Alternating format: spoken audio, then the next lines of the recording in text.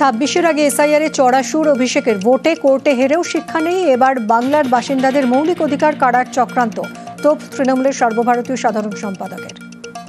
তৃণমূল কংগ্রেসের যা ভোটের আসন ছিল 2021 সালে, একটা হলেও বাড়াবো, কমার জায়গায়, আর বিজেপিকে 50-এ নামাবো। ক্ষমতা থাকলে চ্যালেঞ্জ অ্যাকসেপ্ট করব।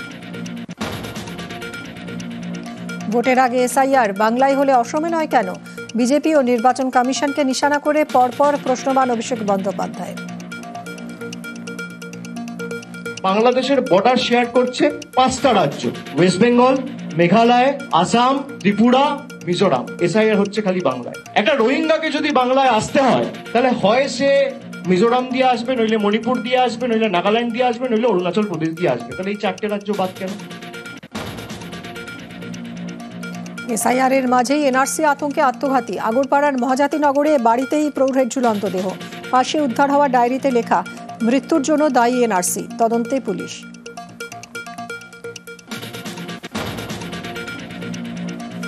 আগরপাড়ায় এনআরসি আতঙ্কে আত্মহত্যা, বিজেপিকে কড়া আক্রমণ মমতা বন্দ্যোপাধ্যায়ের। নির্মম খেলা বন্ধ করুক কেন্দ্র, বাংলা কখনোই এনআরসির অনুমতি দেবে না, এক্স হ্যান্ডেলে চড়া সুর মুখ্যমন্ত্রীর। এসআইআর শুরু হতেই সিএএ ক্যাম্পে ভিড়। সীমান্ত লাগোয়া বসিরহাটে নাগরিকত্ব পেতে ফর্ম ফিল আপের হিড়িক। শিবিরে বাংলাদেশি শরণার্থীদের লম্বা লাইন।